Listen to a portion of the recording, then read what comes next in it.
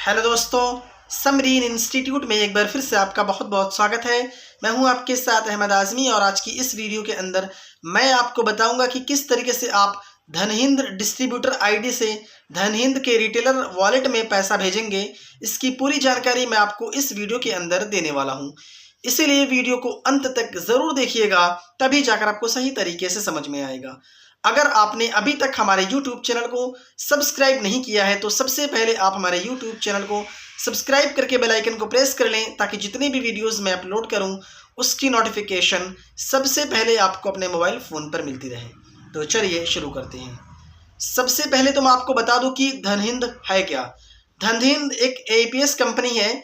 जैसे कि अगर बहुत सारे लोग आते हैं आधार कार्ड से पैसा निकलवाने, तो उसी तरीके से धनहिंद जो रिटेलर वॉलेट होता है उससे आप क्या करेंगे कि किसी भी कस्टमर का पैसा निकाल सकते हैं, मनी ट्रांसफ़र कर सकते हैं, ट्रेन टिकट बुक कर सकते हैं। ये सारा काम उस आईडी से कर सकते हैं।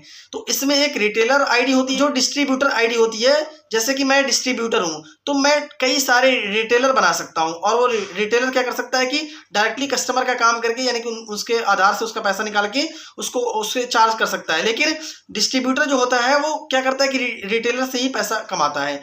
उसको जैसे ही डिस्ट्रीब्यूटर पैसा भेजता है, यानी कि उधार भेजता है, तो उसके बदले में उसको कमीशन मिलता है। जब वो काम करता है रिटेलर, तो डिस्ट्रीब्यूटर को कमीशन मिलता है। तो इसलिए डिस्ट्रीब्यूटर को अपने रिटेलर के वॉलेट में पैसा भेजना होता है। तो इस चीज़ को कैसे करना है, रिटेलर के वॉलेट में पैसा कैसे भेजना है, और रिटेलर वॉलेट जो है उसमें अगर पैसा जो निकाला हुआ है एपीएस का, उसको आप डिस्ट्रीब्यूटर को फिर कैसे वो भेजेगा, ये पूरी चीज़ें मैं आपको इसी एक वीडियो के अंदर समझाने वाला हूँ। अगर आप नोएडा या फिर गाज़ियाबाद से हैं तो आप बिल्कुल फ्री में मुझसे रिटेलर आईडी बनवा सकते हैं। अगर आपको कोई भी दिक्कत हो तो भी आप मुझे कमेंट करके बता सकते हैं। तो चलिए अब हम चलते हैं अपने मोबाइल स्क्रीन की तरफ और सारी चीज़ें समझते हैं। सबसे पहले आपको जो डिस्ट्रीब्यूटर एप्लीकेशन है उसे ओपन करना होगा। तो यहाँ पर मैं डिस्ट्रीब्यूटर एप्लीकेशन को ओपन करता हूँ। तो यहाँ पर मैंने लॉगिन कर लिया है। जब आप पहली बार ओपन करेंगे फर्स्ट टाइम, तो यहाँ पर मैं इसको देखेंगे कि आपके सामने आपका जो मोबाइल नंबर है वो और पासवर्ड डालकर लॉगिन पे क्लिक करना होगा। जैसे आप लॉगिन करेंगे आपके सामने कुछ इस तरीके से दिखेगा। सबसे ऊपर ही आप देखेंगे वॉलेट बैलेंस है। तो ये आपका जो वॉलेट बैलेंस है, ये जो भी रिटेलर काम करता है उसका कमीशन यहाँ पर मिलता है आपको। अभी सबसे पहले तो मैं उसका कमीशन कैसे देखना है वो देख लेता हूँ। सबसे पहले मैं आपको कमीशन दिखाता हूँ। सेल्स पे क्लिक करेंगे। अब यहाँ पर आपको प्रोडक्ट वाइज कमीशन पे क्लिक करना है। तो यहाँ पर आप देख सकते हैं कि मुझे यहाँ पे 18 रुपये जो है सिर्फ और सिर्फ यहाँ पे कमीशन मिला है ट्रांसफ़र करने का, और जो एपीएस कमीशन मिला है 2 रुपये का। तो यहाँ पे कम इसमें काम किया है रिटेलर, इसलिए मुझे कम कमीशन मिला है। जितना ज़्यादा रिटेलर काम करेगा उतना ज़्यादा आपको यहाँ पे कमीशन मिलने वाला है। तो जो भी कमीशन का पैसा होगा वो आपके सामने यहाँ पे वॉलेट में दिखेगा। अब मुझे किसी भी रिटेलर को पैसा भेजना है तो रिटेलर इन्फो पे क्लिक करना है। अब यहाँ पर आपको रिटेलर डिटेल्स पर क्लिक करना है। जैसे ही रिटेलर डिटेल्स पर क्लिक करूँगा मैं, तो यहाँ पर उसका पूरा जो नाम है यहाँ पे दिखेगा। अब एक ऑप्शन दिखेगा क्रेडिट ट्रांसफ़र, आपको इसी ऑप्शन पर क्लिक करना है। अब रिटेलर के बैलेंस जितना भी होगा वॉलेट में वो पहले दिखेगा आपको। अब कितना बैलेंस आप ट्रांसफ़र करना चाहते हैं, कितना पैसा उधार देना चाहते हैं, तो आप यहाँ पे डालेंगे। अब जैसे ही मैं यहाँ पे डाल देता हूँ 19, यहाँ पे टाइप कर देता। रिमार्क्स में आपको कुछ भी आप अपने हिसाब से लिख सकते हैं। मैं लिख देता हूँ ट्रांसफ़र, ठीक है। तो जैसे ही इतना क्लिक करेंगे तो अब आपको ट्रांसफ़र के बटन पे सिंपली क्लिक कर देना है और यहाँ पे यस के ऑप्शन पे क्लिक कर देना है। ट्रांसफ़र के ऑप्शन पर क्लिक करते ही देख सकते हैं कि ट्रांसफ़र सक्सेसफुल हो गया है। तो सिंपली आप यहाँ पे देख सकते हैं कि रिटेलर के वॉलेट में 26 रुपये 38 पैसा हो गया है।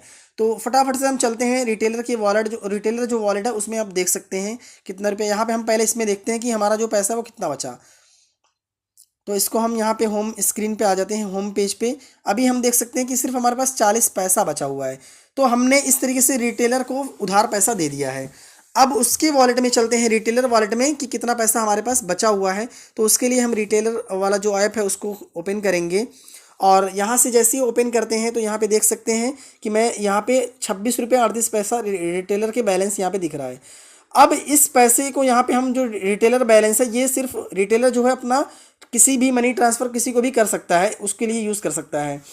अब यहाँ पर जो वर्चुअल बैलेंस है, इस वर्चुअल बैलेंस को वो डिस्ट्रीब्यूटर के पास रिटेलर पैसा भेज सकता है, जिसके लिए वर्चुअल ट्रांसफ़र पे क्लिक करना होता है। यहाँ पर आपको रिटेलर यहाँ पे दिख रहा है, डिस्ट्रीब्यूटर दिख रहा है, तो आपको डिस्ट्रीब्यूटर वाले ऑप्शन को सेलेक्ट करना है। डिस्ट्रीब्यूटर ऑप्शन सेलेक्ट करते ही डिस्ट्रीब्यूटर की सारी डिटेल्स आ जाएगी। यहाँ पर अमाउंट डालना है। तो जितना भी एपीएस से पैसा निकालेगा रिटेलर, उसका जो भी अमाउंट रहेगा यहाँ पे डालेगा।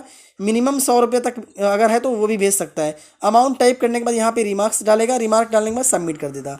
ओटीपी आएगा, ओटीपी को डालने के बाद कन्फर्म करेगा। इतना करते ही डिस्ट्रीब्यूटर के पास भी पैसा पहुँच जाएगा। तो कुछ इस तरीके से धनहिंद का डिस्ट्रीब्यूटर आईडी से आप रिटेलर वॉलेट में पैसा भेज सकते हैं और रिटेलर अपने वॉलेट से जो भी मतलब एपीएस का पैसा है उस पैसे को डिस्ट्रीब्यूटर को भेज सकते हैं। अगर आपको वीडियो से संबंधित कोई भी समस्या हो रही है तो कृपया आप हमें कमेंट करके ज़रूर बताएं, मैं आपकी समस्या का समाधान निकालने की कोशिश करूंगा। अगर आपने अभी तक चैनल को सब्सक्राइब नहीं किया है तो चैनल को सब्सक्राइब करके बेल आइकन को हिट कर लें ताकि कोई भी वीडियोस आपसे मिस ना हो सके। मिलते हैं अगली वीडियोस के साथ, तब तक के लिए bye, have a nice day.